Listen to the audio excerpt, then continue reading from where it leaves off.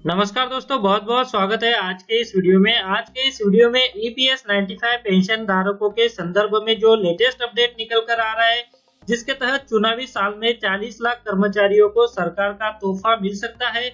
और यहाँ पर जो है दोस्तों, पेंशन को 2 गुनी करने पर मंत्रालय कर रहा है विचार, ऐसा अपडेट निकल कर आ रहा है।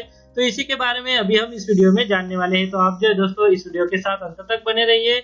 और अगर आपने चैनल को अभी तक सब्सक्राइब नहीं किया है तो चैनल को सब्सक्राइब कर लीजिए और उसके बाद जो बेल का बटन आएगा उसे भी आप प्रेस कर दीजिए, ताकि जो आने वाले अपडेट है वो किसी भी तरह से आपसे मिस ना हो सके।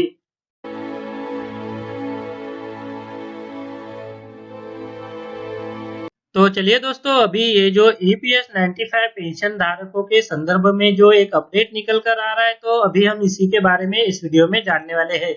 जैसा कि आप आपके स्क्रीन पर देख पा रहे हैं कि चुनावी साल में 40 लाख कर्मचारियों को सरकार का तोहफा पेंशन 2 गुनी करने पर मंत्रालय कर रहा है विचार।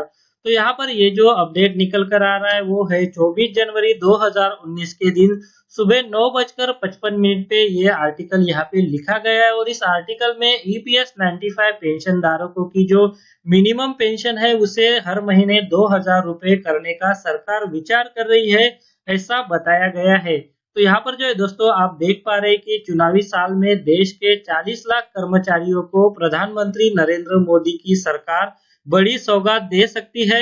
वित्त मंत्रालय एम्प्लॉय पेंशन स्कीम के तहत न्यूनतम पेंशन 2 गुनी यानी 2000 रुपए प्रति महीने करने का विचार कर रहा है। अगर ऐसा होता है तो निश्चित रूप से ये देश के 40 लाख कर्मचारियों के लिए बड़ी खुशखबरी होगी।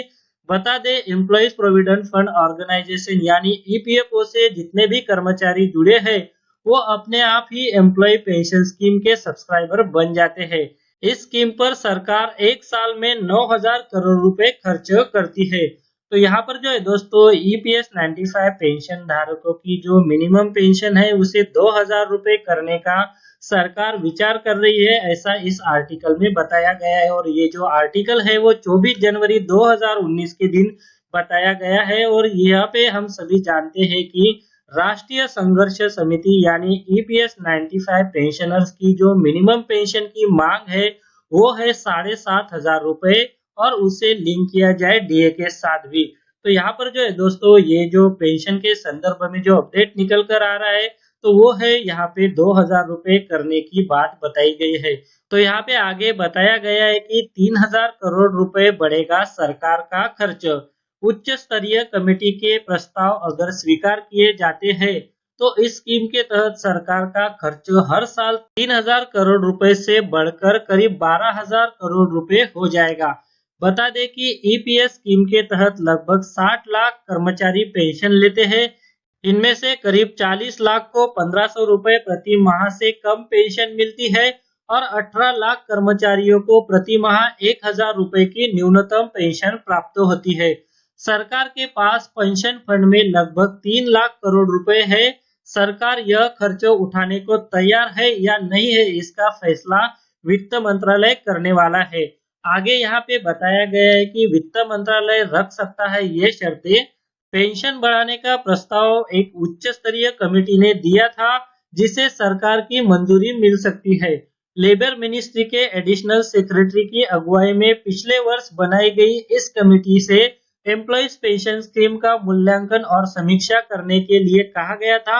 हालांकि वित्त मंत्रालय अधिक पेंशन की सुविधा लेने की इच्छा रखने वाले रिटायरमेंट की आयु तक अपने प्रोविडेंट फंड से पेंशन का हिस्सा नहीं निकालने की शर्त भी रख सकता है।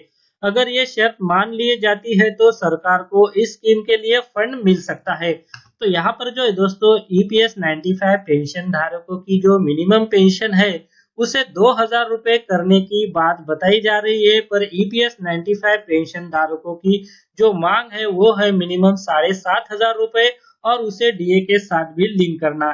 इसके लिए राष्ट्रीय संघर्ष समिति के ईपीएस 95 के जो पेंशन धारक है वो अनशन कर रहे हैं।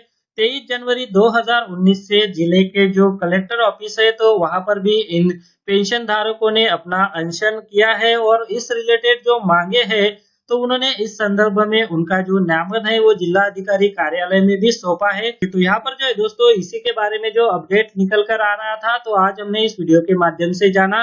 यहाँ पर हम सभी जानते हैं कि राष्ट्रीय संघर्ष ईपीएस 95 पेंशन धारकों की जो मिनिमम पेंशन है वो 7,500 रुपए किए जाने की अपनी मांग पर अड़े हुए हैं।